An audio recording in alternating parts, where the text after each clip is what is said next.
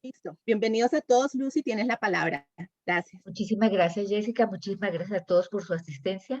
A nombre de Orlando Ruiz, nuestro fundador, de la Junta Directiva, de todos agradecemos su participación en estas 4 sesiones que ya vamos por la segunda hoy. Pregúntale al experto, que están direccionadas por el convenio que tenemos de cooperación entre el Instituto Roosevelt y ACELA. Bueno, para hoy tenemos, como estaba en nuestra programación, ayudas para disfagia, limitación para comer, salivación, alimentación, técnicas, terapias, gastrostomía, terapias especiales, a cargo de la doctora fisiatra Sandra Milena Castelar y la fonoaudióloga Lisa Carvajalino. Como saben, aquí está la programación para las 2 siguientes sesiones, para el lunes 3 de mayo y lunes 24 de mayo. Ya al final de esta sesión recordaremos los temas para estas 2 sesiones. Bueno, doctora Sandra Milena, empezamos con nuestra primera pregunta. ¿Qué es la disfagia? Buenas tardes a todos. Bueno, primero que todo, gracias a Cela por esta invitación y sobre todo por este conversatorio. Quiero aclarar que fue Acela quien hizo toda esta gestión, quienes tuvieron esta maravillosa idea y a mí me parece muy valioso y por eso les doy las gracias. Bueno, para contestar la primera pregunta, que es disfagia, realmente hay muchas definiciones, pero la definición que más se acerca a la realidad es que la disfagia es una dificultad para comer cualquier consistencia de alimentos. Pueden ser líquidos, pueden ser semiblandos, blandos, semisólidos y sólidos. Esta alteración para comer se caracteriza porque involucra a 2 o más fases de la deglución. Las fases de la deglución son la fase anticipatoria, la fase oral y la fase faríngea. Si hay una dificultad para comer una o más consistencias en al menos 2 fases con o sin riesgo de broncoaspiración, hablamos de disfagia. Entonces, la disfagia es una alteración o dificultad para comer cualquier consistencia en 2 o más fases deglutorias con o sin riesgo de broncoaspiración. Se diferencia del trastorno deglutorio. Yo estoy segura que a veces habrán visto en sus estudios de cinedeglución que no se coloca disfagia, sino trastorno deglutorio. El trastorno deglutorio es una alteración para comer, pero en una sola fase de la deglución y no hay riesgo de aspiración. Entonces, eso es lo que diferencia a una de la otra. Muchas gracias, doctora. Bueno, para nuestra invitada Lisa Carvajalino, la pregunta es, ¿qué terapias son más efectivas para ayudar a que el paciente pueda pasar mejor los alimentos? Buenas noches, me presento, mi nombre es Lisa Carvajalino, fonoaudióloga del Instituto Roosevelt. Agradezco la invitación a Lucy y a Jessica a participar de este conversatorio. Bueno, ¿qué terapias son más efectivas para ayudar a que el paciente pueda pasar mejor los alimentos? Lo primero es que debemos identificar cuáles son las dificultades o con qué alimentos me parece más difícil pasar. Dependiendo del alimento, existen varias estrategias, unas que son cambios posturales, que no, que lo que ayudan es a aumentar la dimensión de la faringe y a disminuir el riesgo de broncoaspiración sin, sin lograr que el paciente haga mucho más esfuerzo. Entonces existe mentón hacia abajo, que es cuando yo lo pego acá hacia el pecho, que disminuye la distancia entre la base de la lengua y la pared faríngea. Existe mentón hacia arriba, que hace que la comida caiga por gravedad, rotación de cabeza hacia un lado y rotación de cabeza hacia el otro. Entonces es importante que el paciente ubique el bolo en cavidad, es decir, ubique el alimento en la boca y al momento de deglutir haga este cambio postural. Existen también aumento de la sensibilidad intraoral, que es que el paciente empiece a comer comidas a varias temperaturas, calientes, fríos, con diversos sabores, haciendo siempre una presión en la lengua para aumentar la sensibilidad. Existen otras maniobras que nosotros llamamos maniobras o estrategias facilitadoras, que son estrategias o maniobras deglutorias, y lo que hacen es aumentar la propulsión del bolo hacia faringe, pero el paciente debe identificar que esto no le genere una fatiga. Entonces existe una maniobra que es que posiciono la lengua en la mitad de los dientes y trato de deglutir en esta posición. La otra es que el paciente ingiere el alimento, lo ubica en cavidad, toma aire, lo mantiene, lo deglute manteniendo el aire ahí y al finalizar de deglutir, tose.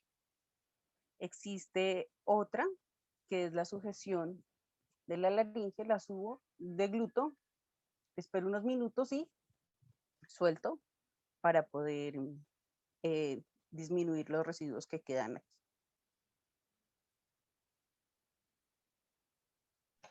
Bueno, muchísimas gracias. Continuaremos con la siguiente pregunta. Bueno, también para usted, si el paciente se cansa masticando, ¿qué se debe hacer? ¿Algún ejercicio a cambiar texturas de los alimentos o cambiar texturas de alimentos?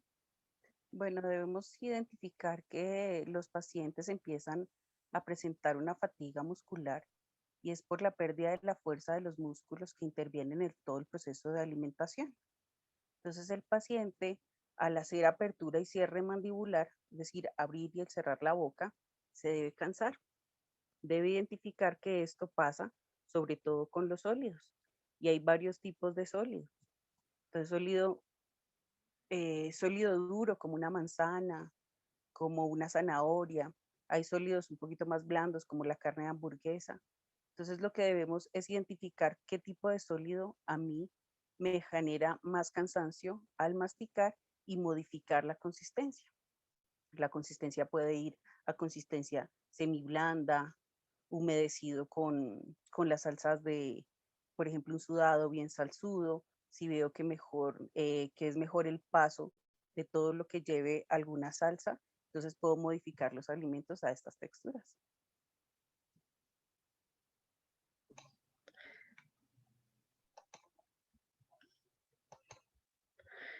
Bueno, doctora Sandra, a otra pregunta que tienen nuestros usuarios, ¿puede ser psicológico el que cuando una persona determinada se acerca al paciente al estar siendo alimentado, empieza a toser y mostrar señales de que quiere expulsar flemas? No, no, y no quiero que quede en el ambiente eso, de que si una persona está comiendo y tose porque llegó otra persona o no llegó, eso es psicológico. No, la tos eh, que siempre pasa al momento de comer es un signo de alarma y puede estar indicando que la persona está haciendo microaspiraciones. Entonces, si una persona comiendo comienza a toser y eso es repetitivo, bajo ninguna circunstancia pensemos que es psicológico, nunca le demos esa connotación, pensemos siempre que es un signo de alarma de disfagia y de disfagia severa que está produciendo aspiraciones y se le debe decir al equipo tratante o al médico tratante. No necesariamente la tos aparece enseguida comiendo inmediatamente tos, no. Puede aparecer incluso unos 20 minutos después, en un lapso hasta 20 minutos después, algunos hasta 30 de la alimentación, porque a veces quedan residuos en valléculas o en senos piriformes y luego se va a vía aérea y es lo que hace que aparezca la tos un tiempecito, incluso 20, 30 minutos después de comer. Entonces, si una persona comiendo o en un periodo corto después de la alimentación, unos 20 minutos, tose y es repetitivo y repetitivo, hay que pensar inmediatamente en que está haciendo broncoaspiraciones. También son otros signos de alarmas, además de la tos, el ahogo, o sea que comienza con dificultad para respirar siempre que come, o los cambios de voz. Come y de pronto comienza a hacer la voz un poco más baja, más baja, más baja, sienten que la intensidad de la voz está cambiando. También, además de la tos, son signos de alarma de aspiraciones.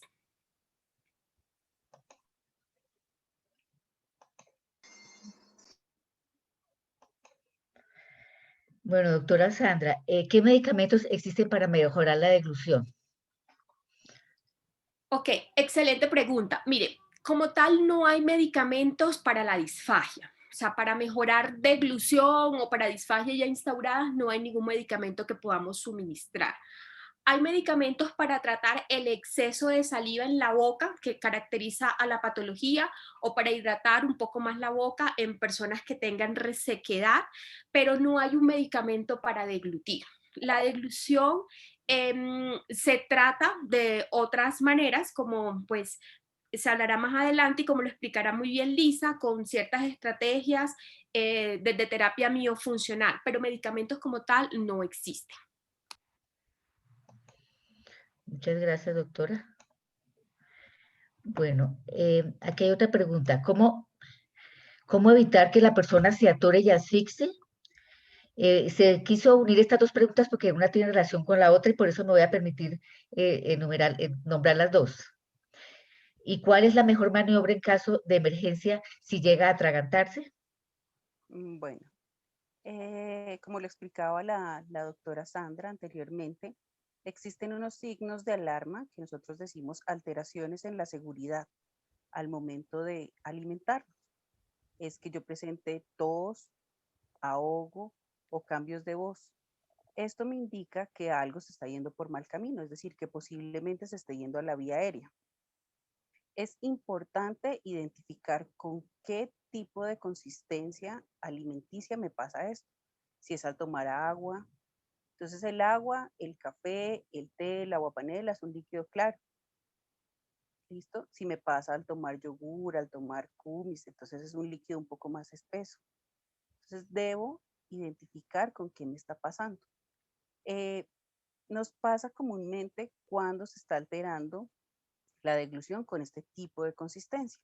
Entonces lo que hacemos en terapia es enviar una signa de deglución que me permita corroborar que este alimento no se esté yendo hacia la vía aérea. Es por eso importante identificar lo que decía la doctora. Si tiene tos, si siente ahogo al momento de comer o si hacen cambios de voz, es decir, termino de pasar la comida y la voz me cambia y se me pone como así. Entonces ahí debemos modificar.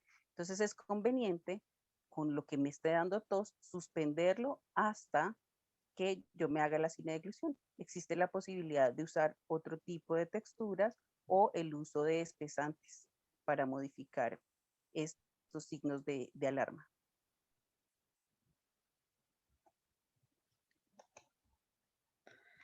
Muchas gracias. Bueno, para la doctora, ¿qué pasa si en algún momento tengo problemas con la deglución teniendo en cuenta que no quiero realizarme un tratamiento invasivo? Señora Lucy, se pasó la segunda pregunta. ¿Puede pasar? Discúlpeme, No te preocupes. discúlpeme. ¿Cuál es la mejor maniobra en caso de emergencia si llega a atragantarse? Discúlpeme, tiene toda razón, qué pena. Bueno, mire, me gusta mucho esa pregunta porque quisiera que ustedes realmente supieran manejar eso. Mire, la mejor manera o la maniobra que existe cuando una persona está atragantada y no puede expulsar el alimento es la maniobra de Heimlich. Pueden buscar un video en YouTube o pueden buscarlo en Google, realmente no es muy complejo para que puedan ver el video de realmente cómo se hace, pero es la manera más recomendada siempre desde medicina para poder manejar una persona que está atragantada. ¿En qué consiste la maniobra de Heimlich? Una mano, el pulgar se coloca pegado a la palma, se cierra la mano, es decir, que queda como un puño, ¿listo? La otra mano está encima del puño y estas manos pegaditas se colocan entre el esternón y el ombligo. O sea, allí en toda como casi que el centro del abdomen, pero encimita del ombligo. Y si la persona se está atragantando, se hace un movimiento hacia arriba para lograr la expulsión del alimento. Se llama maniobra de Heimlich y es la maniobra que deben utilizar en caso de emergencias. Muchísimas gracias, doctora. Bueno, ahora sí con la siguiente pregunta. Era muy importante. Qué pena, y Lucy. básica. Hola, qué pena de interrumpir. Por favor, les pido que por favor apaguen los micrófonos y sus videos para que no interfieran con la presentación. Solamente nuestros expertos y Lucy Barrera tienen los videos y los micrófonos. Gracias. Qué pena. Sigue, Lucy. No, que decía que era muy importante la pregunta que había omitido, discúlpeme, importantísima porque es una cosa muy común que nos pase y es en nuestro día a día este atoro y este atragantamiento. Muchas gracias, doctora. Bueno, la siguiente pregunta, ¿qué pasa si en algún momento tengo problemas con la deglución, teniendo en cuenta que no quiero realizarme un tratamiento invasivo? Listo. Mire, los tratamientos invasivos tipo gastrostomía, traqueostomía y otros procedimientos que existen son decisión del paciente, o sea, de la persona que tiene la enfermedad y de su familia, en caso de que la persona con la enfermedad no pueda tomar la decisión de su realización. Entonces, cada quien es quien decide si me hago o no me hago tal procedimiento. El equipo interdisciplinar que maneja al paciente da unas recomendaciones médicas con base en lo que hay y lo que podemos ofrecer en medicina o en cirugía para tratar un síntoma o para tratar la enfermedad. Pero finalmente la decisión, y debe quedar muy claro, la toma el paciente y su familia. Si una persona tiene indicación de gastrostomía, porque tiene alto riesgo de broncoaspiración, porque está broncoaspirando o porque tiene una desnutrición severa y no puedo dar todo el soporte nutricional por boca para mejorar la desnutrición, el equipo interdisciplinario hará la recomendación. Le dirá, mire, nosotros recomendamos realizar gastrostomía porque el paciente está broncoaspirando, puede hacer una neumonía y puede hacer un paro respiratorio. ¿Listo? Pero pues ustedes tomarán la decisión conforme a lo que pues cada persona haya decidido. Entonces, si se sugiere la gastrostomía y la persona o su familia no la acepta, es correcto, no es que sea incorrecto, no, es correcto, claro que sí, pero pueden haber unas complicaciones. Y es que si está broncoaspirando, puede tener una neumonía aspirativa, se puede sobreinfectar y puede haber un paro respiratorio. Bueno, muchísimas gracias, doctora. Vamos con la siguiente pregunta que también ya introduce a nuestro siguiente tema. ¿Qué es la gastrostomía y cuánto está indicada? Doctora Sandra. Claro que sí. Bueno, mire, la gastrostomía es un procedimiento médico-quirúrgico que consiste en abrir una vía desde el estómago hacia el exterior. ¿Para qué se hace esta vía? Puede ser para administrar nutrición, para administrar medicamentos, para administrar líquidos, sin necesidad de que estas sustancias pasen por boca. La gastrostomía es la última opción de alimentación cuando la vía oral no es segura. En ocasiones no necesariamente tiene que tener la persona toda la alimentación por la gastrostomía. Parte de la alimentación puede ser por boca y parte por la gastrostomía. Por ejemplo, cuando el paciente realmente no está broncoaspirando, no tiene riesgo de broncoaspiración, pero tiene una pérdida de peso importante. Entonces, definitivamente, ¿qué es la gastrostomía? Es un procedimiento médico-quirúrgico, abrimos vía de estómago hacia afuera y por allí aplicamos sustancias, medicamentos, líquidos, alimentos y no hay necesidad de que pase por boca. La siguiente pregunta, doctora, ¿hay otras alternativas diferentes a la gastrostomía? Sí, hay una alternativa que es la sonda nasogástrica, pero esa es una alternativa que es por poco tiempo, es un episodio agudo, es por el momento, no es una alternativa que podamos usar por tiempo indefinido o por mayor tiempo. Digamos que la indicación de poner una sonda nasogástrica cuando la hay por un episodio agudo es solo utilizar la sonda por 4 o máximo 6 semanas. Ya después de eso no se puede utilizar la sonda. Es por eso que pacientes crónicos no usamos sonda nasogástrica, no somos tendientes a eso. ¿Por qué? Porque la sonda no se puede utilizar por más de 4 o 6 semanas por el riesgo de infección, de fístulas, de ruptura de la sonda. Entonces, digamos que podría ser una opción, pero por muy poco tiempo. A diferencia de la gastrostomía, que es un procedimiento y que puede tener mucho tiempo la gastrostomía. Bueno, muchas gracias, doctora. Bueno, en esa misma línea, doctora, ¿cuál es la alimentación adecuada por sonda, frecuencia, cantidades, entre otros aspectos relacionados con esta alimentación por sonda? Bueno, por sonda de gastrostomía, quiero referirles una cosa porque nos pasa muy comúnmente y quiero que eso lo corrijamos. A veces cuando colocan la gastrostomía, solo se da alimentación de tipo soporte nutricional. Eso no es correcto. Una vez colocada la gastrostomía, se pueden dar y se deben dar alimentos. Entonces, no solo utilizar el Ensure o el ProWeight o el Glucerna, el soporte nutricional que haya ordenado la nutricionista o el neurólogo o el fisiatra o el médico, no. Además del soporte nutricional debe darse alimentación.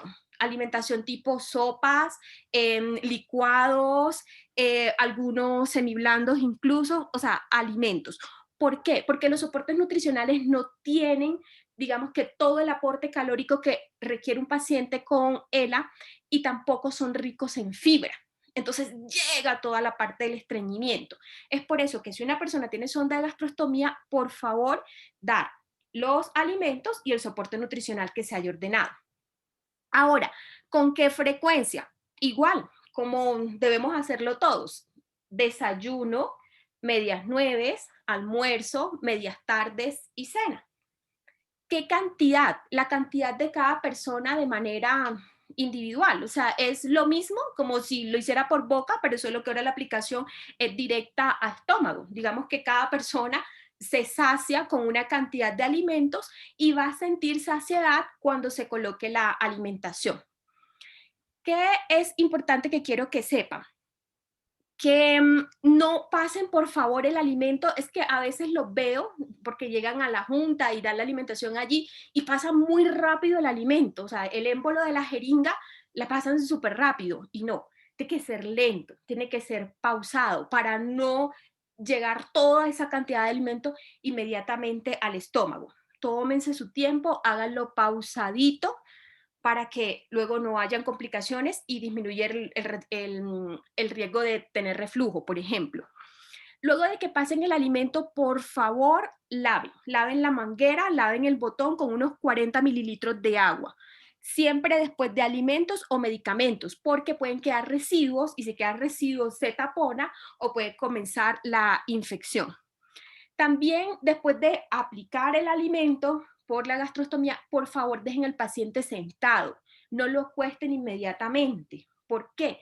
Porque acostarlo disminuye el vaciamiento gástrico y aumenta el riesgo de tener reflujo gastroesofágico. Entonces, finalmente, el uso de la gastrostomía es muy parecido a la alimentación oral.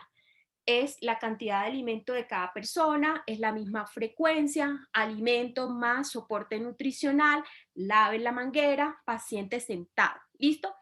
Tampoco apliquen el alimento con el paciente acostado, porque pasa lo mismo, reflujo. Entonces, cuando van a dar alimento, por favor, pongan al paciente en una posición cómoda. Ahorita la pregunta de más adelante, o creo que ya lo respondió Lisa, que lo ideal es que el paciente realmente esté a 90 grados para el proceso de alimentación. Con relación al botón de gastrostomía, debe estar a unos 3 milímetros de la piel, o sea, no totalmente pegado a la piel para evitar zonas de presión o para que haya necrosis del tejido que queda allí alrededor. Entonces siempre queda un poquito despegadito de la piel. Veo mucho que colocan gasas debajo de la gastrostomía, no lo hagan, porque la gasa absorbe humedad y la humedad se queda allí. Y la humedad del disco, o sea, la humedad cuando ponen la gasa debajo del disco puede producir sobrecrecimiento bacteriano. Entonces hay que tener unos cuidados muy específicos, que a veces yo sé que no se explican, por eso quiero realmente decírselos acá.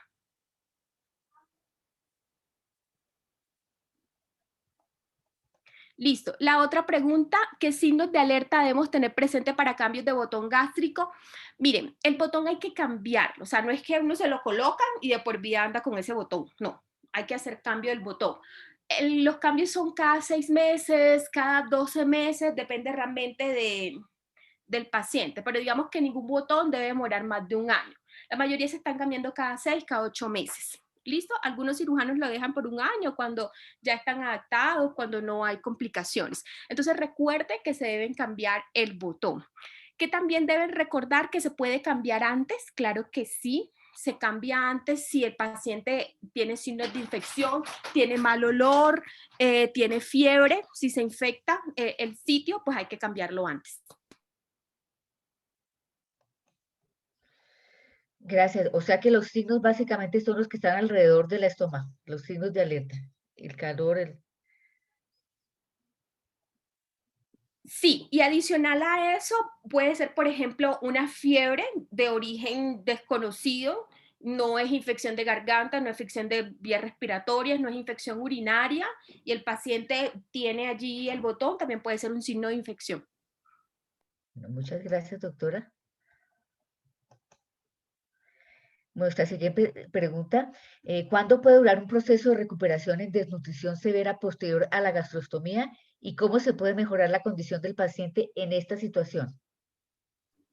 Listo, eso depende de cada paciente. Digamos que cada persona es individual, unos se recuperan con relativa rapidez, otros demoran un poquito más, incluso hay pacientes que les cuesta mucho, demasiado recuperarse. Entonces no hay un estándar en que yo pueda decir, si le colocan gastrostomía a un paciente con desnutrición severa, al mes está recuperado, o a los 15 días, a los 2 meses, no. Eso dependerá de cada individuo. Además de cómo se haga el proceso de alimentación, si se hace de manera correcta, con las frecuencias adecuadas, con la aplicación adecuada y con el uso pues no solo del soporte nutricional, sino también de la alimentación. Entonces no hay una fecha en sí, depende de cada persona. ¿Cómo puede mejorar la condición del paciente en esta situación? Bueno, si un paciente tiene una desnutrición severa y se coloca la gastrostomía y se comienza a hacer el soporte nutricional por allí, sí hay mejoría, ¿vale? Sí puede haber mejoría porque si corrijo la desnutrición, eso se traduce en menos riesgo de infecciones, mejor cicatrización, mejor fatiga, digamos que el paciente se siente un poco más alentado, digámoslo así. Entonces sí hay mejoría en recuperarse de una desnutrición severa, claro que sí. Muchas gracias, doctora. Bueno, siguiente pregunta, ¿la gastrostomía mejora el aspecto de la salivación excesiva y es conveniente para alargar la vida del paciente? No, ¿vale? La gastrostomía no mejora la salivación. Digamos que no es que se produzca más saliva, es que la saliva se acumula porque hay una dificultad para deglutirla. Entonces, nosotros estamos deglutiendo salivas constantemente y no nos estamos dando cuenta, porque las glándulas salivales están produciendo salivas para mantener hidratada la boca, hacer toda la limpieza de los dientes, poder hidratar los alimentos, y nosotros no nos estamos dando cuenta y estamos pasando saliva.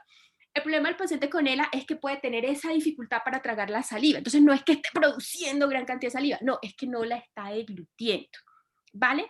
Si coloco gastrostomía, no espero realmente que mejore la acumulación de saliva en la boca, no, eso realmente va a continuar. Entonces debo buscar medidas para disminuir la cantidad de saliva que tengo, que hay medidas para eso y ahorita lo hablaremos.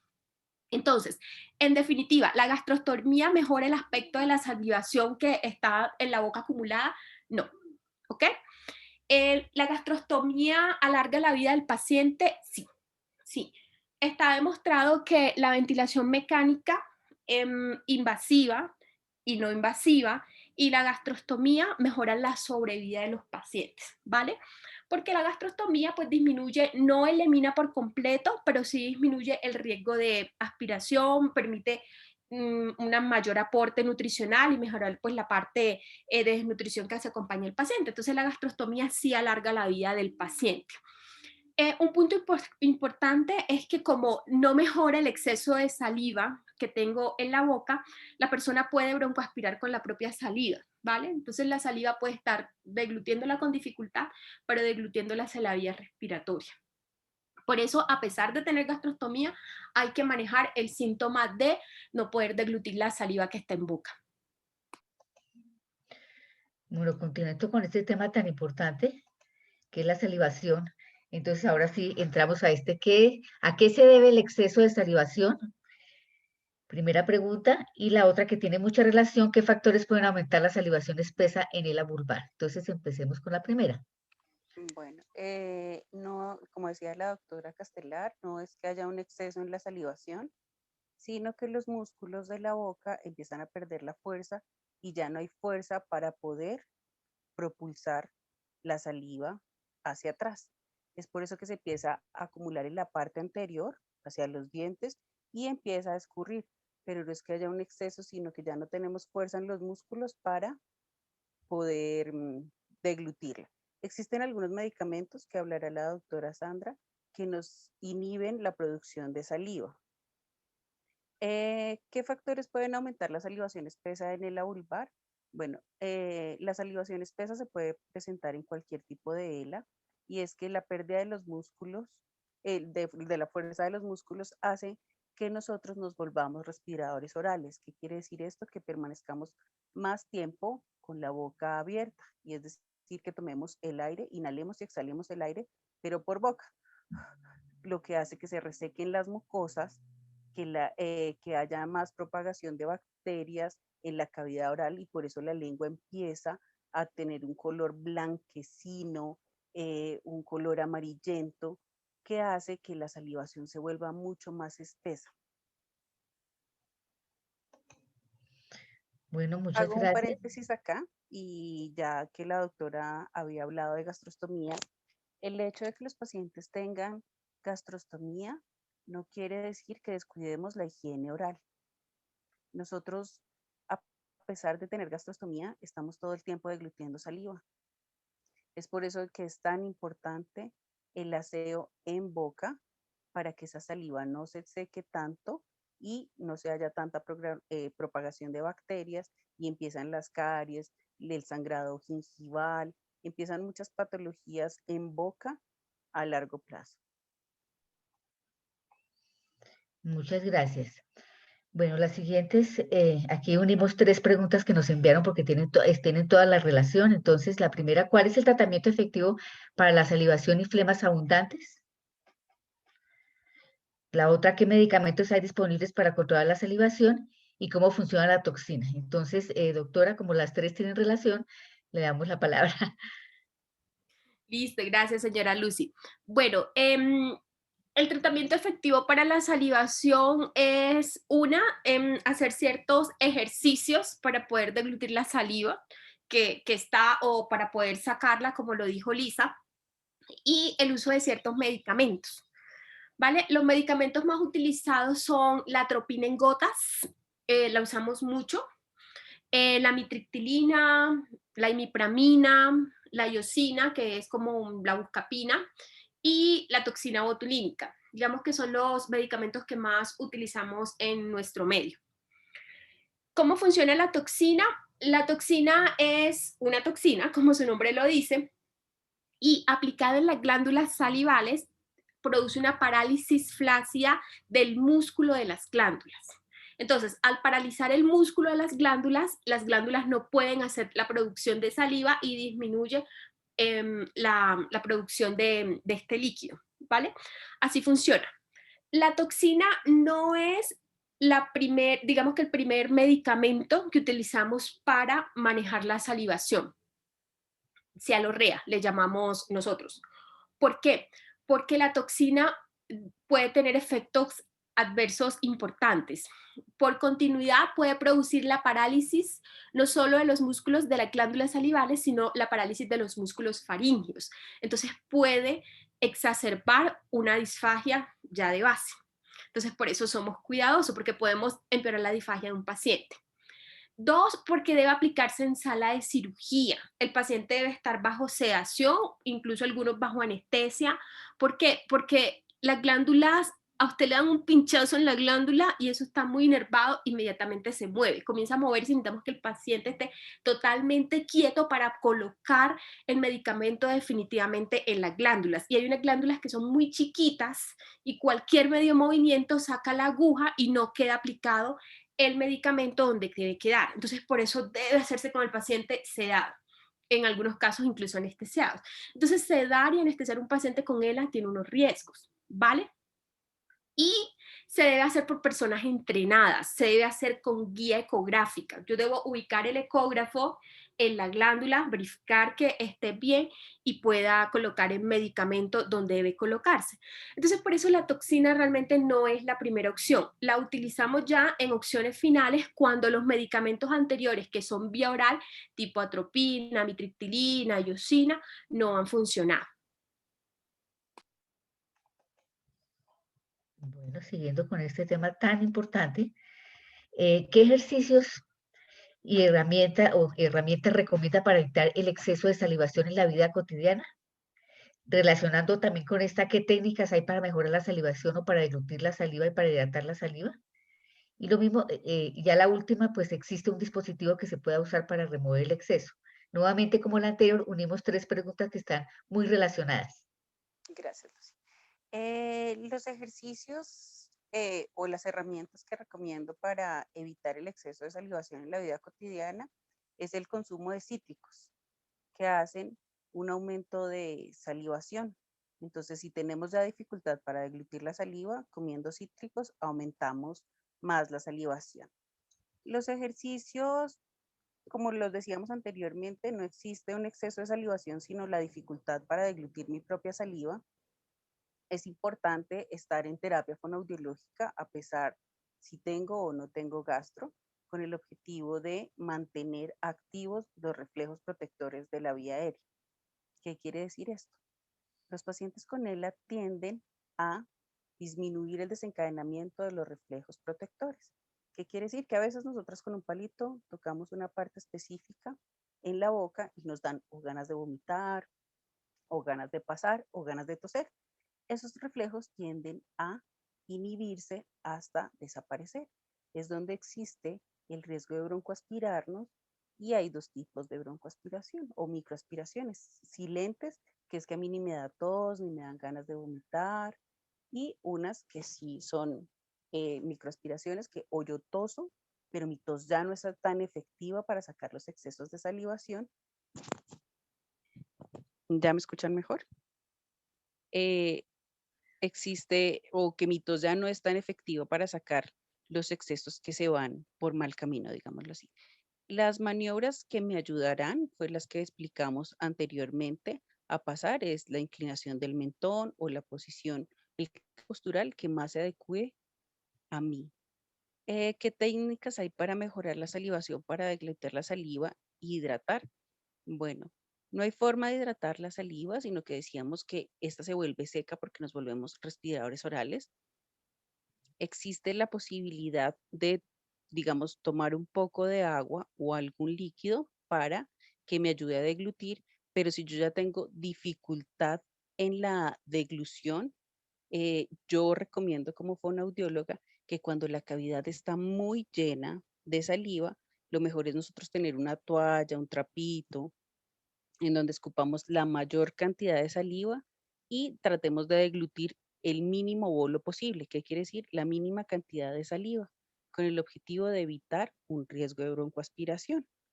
La saliva, si podemos deglutir aún líquidos espesos, podemos, cuando te sentamos la boca muy seca, tomar jugos espesos que me ayuden a lubricar la cavidad.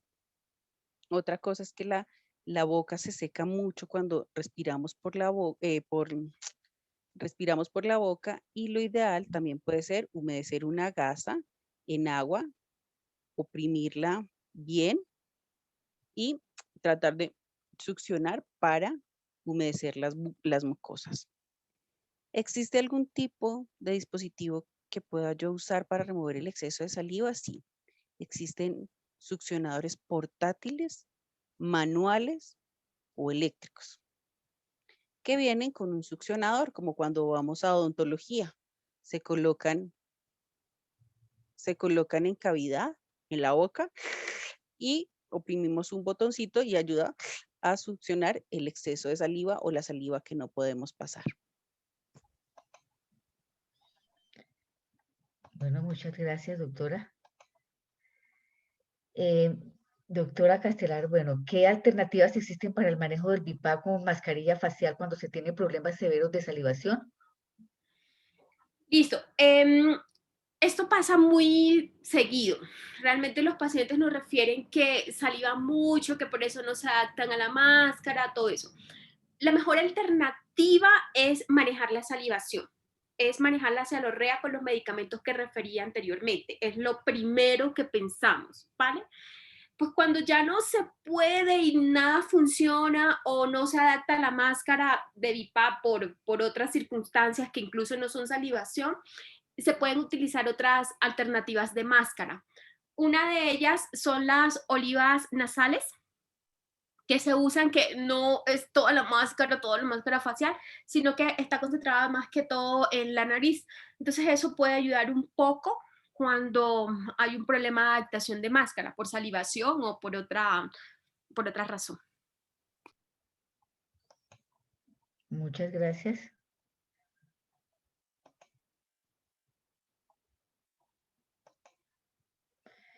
Bueno, ¿qué posición es mejor para dormir si el paciente sufre exceso de salivación? Siempre hablamos de exceso porque ya nos han explicado, pero lo sentimos como exceso. No se preocupe, yo entiendo. Listo. Lo mejor, realmente la mejor posición es dormir a 45 grados. Es decir, no dormir a 90 grados, a 180 grados como dormimos, totalmente acostados, sino que dormir un poco inclinados. No a 90 como estoy sentada yo, sino a 45. Lo que pasa es que esa posición es incómoda, ¿no? Nosotros no estamos acostumbrados, o por lo menos yo, a dormir a 45 grados.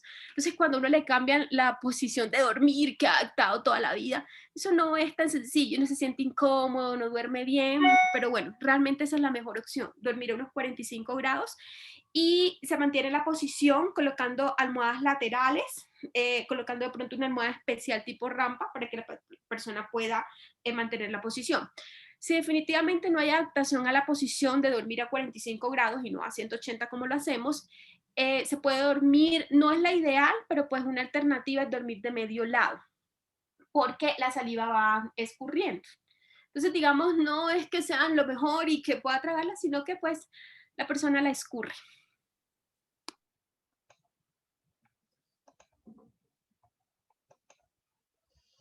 Bueno, ¿qué hacer cuando un paciente de 2 años de gastrostomía, a pesar de las terapias, no quiere pasar su propia saliva? ¿Cómo se da el manejo? Bueno, como lo decíamos anteriormente, no es que no quiera pasar su propia saliva, sino que no puede pasar su propia saliva.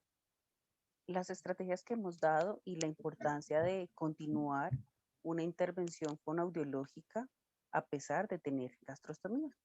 Sabemos que ya nos alimentamos por otra vía que no es la oral, pero todo el tiempo estamos produciendo saliva. Para la saliva no hay ninguna forma de quitar la producción de saliva, sino que debemos tratar de manejar estos fluidos propios en boca. Entonces es importante trabajar el desencadenamiento de reflejos, cuál es la posición más específica para pasar esta saliva, cómo podemos disminuir el paso del bolo tan grande de saliva, que eran las estrategias que decíamos, escupir lo que más se pueda, succionar la mayoría y deglutir lo más poco de saliva que tenga. Pero entonces acá sí queremos hacer énfasis en que a pesar de que tenga la gastrostomía, es necesario continuar con la intervención fonoaudiológica para seguir trabajando todos estos procesos en el paso de la saliva. Muchas gracias, doctora. Bueno, con la siguiente pregunta, ¿cómo realizar adecuado lavado de dientes sin riesgo de atoramiento o broncoaspiración?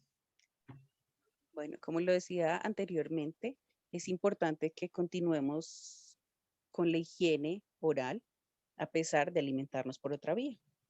Pues nosotros sabemos que respiramos, que permanecemos con la boca abierta, que la boca se llena de bacterias, que al ser respiradores orales las encías tienden a inflamarse, a sangrar, que pasamos el cepillo y empiezan a sangrar, a ser más propensos a que nos dé caries.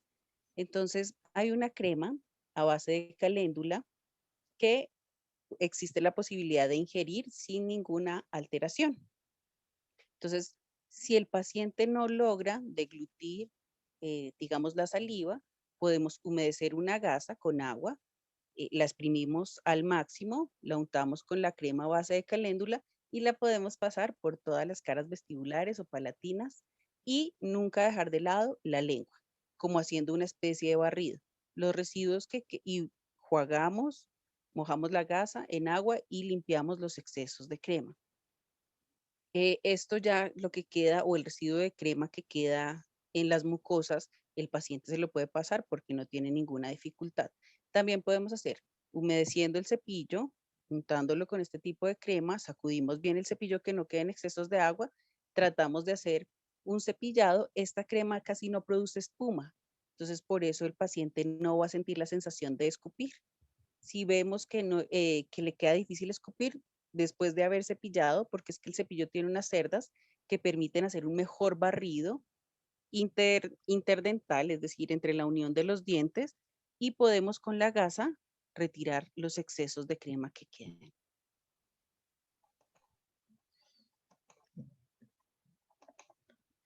Bueno, muchas gracias. Esa es la siguiente pregunta que está también relacionada con es, doctora, ¿cómo hacer para disminuir la producción de flemas? Bueno, es que yo no sé si flemas se refieren a la, que es lo que estamos hablando con Lisa, digamos que a la producción de secreciones, pero que vienen de vías respiratorias. Creo que se enfocan allí. Es que pasa, es muy parecido a lo que pasa con la salivación. El problema de algunos pacientes con enfermedades neurológicas es que tienen debilidad de los músculos ventilatorios y por tanto no pueden expulsar las secreciones que estamos constantemente también secretando del aparato respiratorio. Entonces esas secreciones comienzan a acumularse y como comienzan a acumularse, ahí vienen, digamos que dificultades mayores y vienen sobre infecciones y todo eso. Entonces, realmente para mejorar la eliminación de secreciones respiratorias se debe hacer terapias respiratorias. Hay técnicas para eso, hay técnicas manuales, hay vibración, hay percusión, hay muchas técnicas para mejorar la expulsión de las secreciones que se están, que están produciéndose desde el aparato ventilatorio. Y en algunos casos también hay que hacer aspiraciones. Cuando ya hay mucha acumulación y no se puede manejar como con terapia respiratoria manual, nos toca aspirar las secreciones que se han producido. Sí, nosotros dejamos esta pregunta porque como usted bien lo expresa, está muy relacionada con la anterior en términos de que por la debilidad muscular siempre hay este aumento tanto de saliva como de flemas. No se pueden movilizar por esa debilidad muscular. Bueno, con esto pues ya dimos respuesta a lo que nos enviaron. En nuestro día a día, yo creo que estos conversatorios, como lo nombramos, nos envían nuestras preguntas. Textualmente nosotros lo que hacemos es enviárselas a ustedes y muchísimas gracias, doctoras, por lo que hoy nos respondieron. Yo creo que nos quedan como unos 5 minutos. Yo le doy la palabra a Jessica para ver si existen preguntas que logramos en 5 minutos contestar, pero antes pues los invito a la siguiente sesión. Esperamos sus preguntas, que es inmovilidad progresiva, terapia física ocupacional, dispositivos y equipos de ayuda, que estará a cargo de la doctora María Consuelo Salcedo y la fisioterapeuta Andrea Aremos, también del Instituto Ruth. Gracias, Lucy, y muchísimas gracias a la doctora Castelaria Lina, nuestra fonoaudióloga.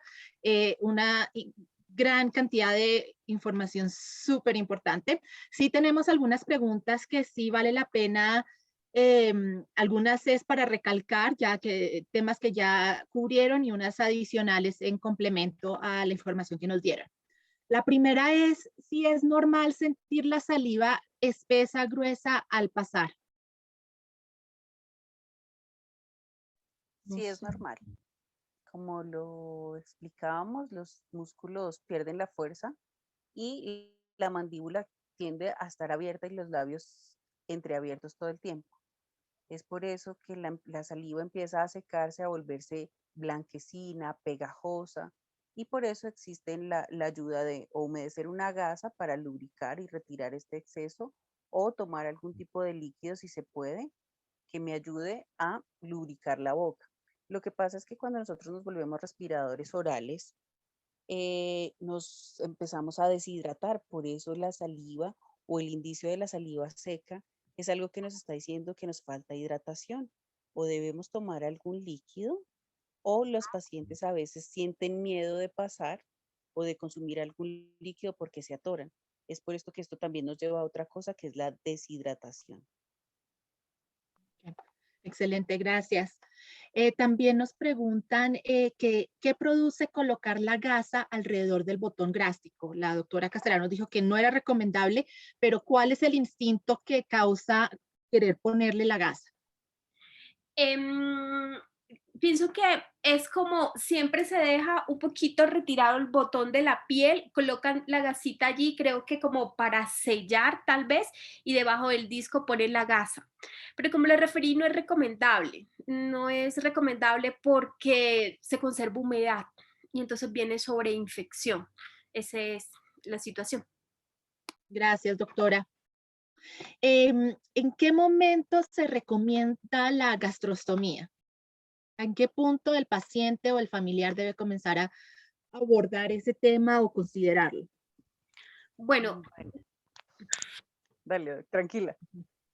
Bueno, miren, lo de la consideración, nosotros no es la primera vez que viene el paciente a la junta, casi nunca lo referimos, a veces sí dependiendo de la familia, porque sé que cuando se le dice a una persona y a sus familiares tiene ELA y le explicamos por qué y ahora vamos a seguir estos pasos y estos pasos es mucha información y eso puede ser confuso, ¿vale?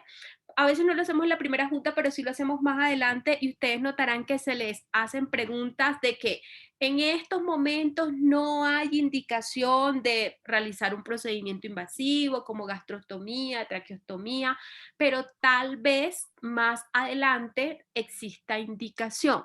Queremos que vayan pensando, que lo hablen en familia, de qué piensan acerca de procedimientos invasivos. ¿Para qué? Para que cuando llegue el momento ya no los tome tan sorpresa, sino que ya lo hayan dialogado y sobre todo cuando lleguen a un servicio de urgencia por una infección o por un episodio agudo y les pregunten, pues ya lo hayan contemplado y eso no sea así como sorpresa.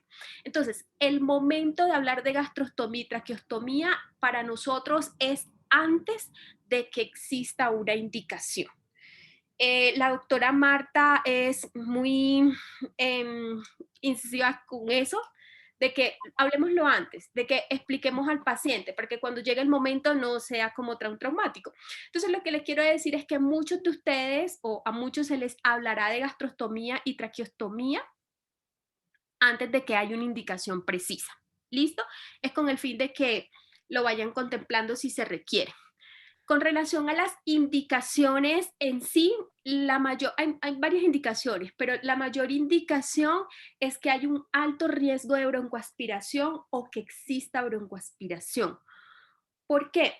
Porque cuando una persona está broncoaspirando, hay riesgo de que se sobreinfecte y hay riesgo de que, si es por ejemplo con alimentos sólidos, que no pueda expulsar y que tapen realmente la vía respiratoria y el paciente se quede sin oxígeno y haga un paro respiratorio. Entonces, cuando el paciente está broncoaspirando, tiene riesgo, nosotros referimos. Hay indicación para gastrostomía, vamos a ver qué lo han pensado y vamos a mandarlo al gastroenterólogo, digamos que es la indicación mayor. Hay otras indicaciones como por ejemplo una desnutrición severa, que fue una de las preguntas que se hicieron. Cuando la desnutrición es severa y la alimentación, digamos que no está broncoaspirando y no hay riesgo, pero hay una disfagia y por lo tanto no hay un proceso alimentario, digamos que normal y eficiente, no contempla, no se va a corregir la desnutrición severa solo con alimentación oral, considerando que hay estas dificultades para la alimentación oral. Entonces, esa es también otra de las indicaciones para gastrostomía. Muchísimas gracias, doctora Castelar. Doctora Peña, veo que levantó la mano. ¿Quiere agregar algo? Sí, buenas noches a todos. Hola, Gracias, doctora. Jessica. Hola. Una cosa muy pequeña, que en 16 años a veces lo que pienso con las personas con ELA y pensándome a mí misma, a veces yo digo, si yo tuviera ELA, de las cosas que me haría rápido sería la gastrostomía.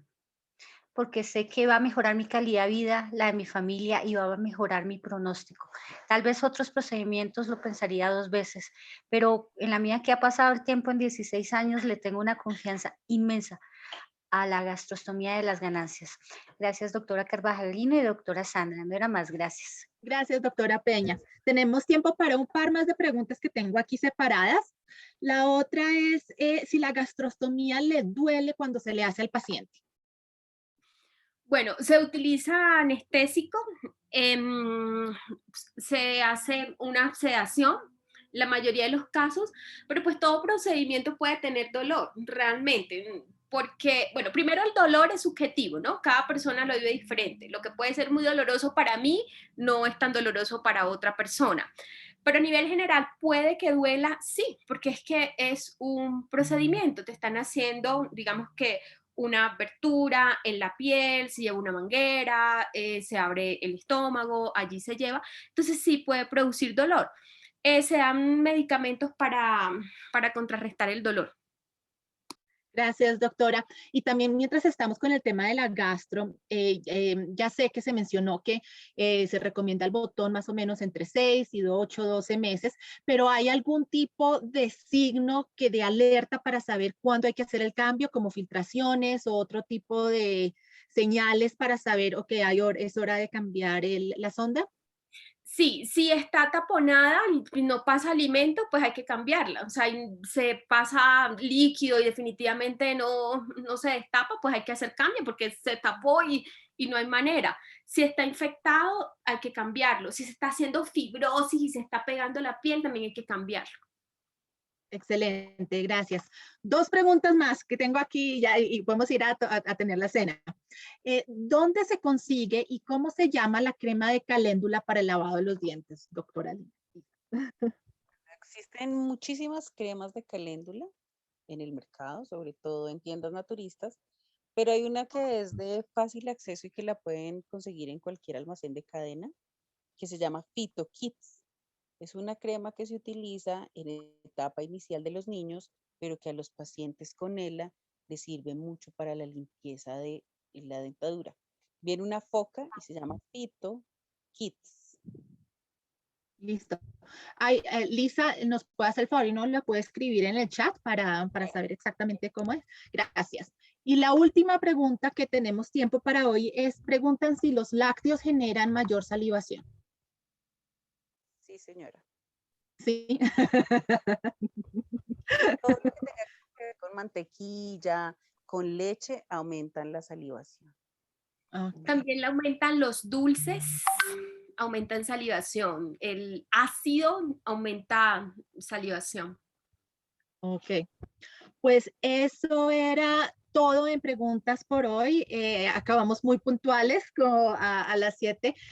A la doctora Castelar, a Lisa Carvajalino, muchísimas gracias por toda esta información que nos compartieron hoy. Eran hartas preguntas, pero de un valor que no tiene precio. Entonces, muchísimas gracias. Y a todos ustedes también muchísimas gracias por atender la sesión de hoy y anoten en su agenda, les enviaremos la invitación para la sesión del 3 de mayo, que será sobre inmovilidad progresiva, terapia física, ocupacional, dispositivos y equipos de ayuda. Muchísimas gracias, doctores. A todos y espero que haya sido de gran ayuda. Y lo que necesiten, pues en el Instituto Roosevelt nos pueden contactar y colaborarles en lo que necesiten. Excelente. No, muchísimas gracias. Feliz noche a todos. Feliz noche, gracias, descansen. Muchas gracias. Esperamos a todas sus preguntas para la próxima sesión. Gracias a todos nuevamente. Gracias, feliz noche.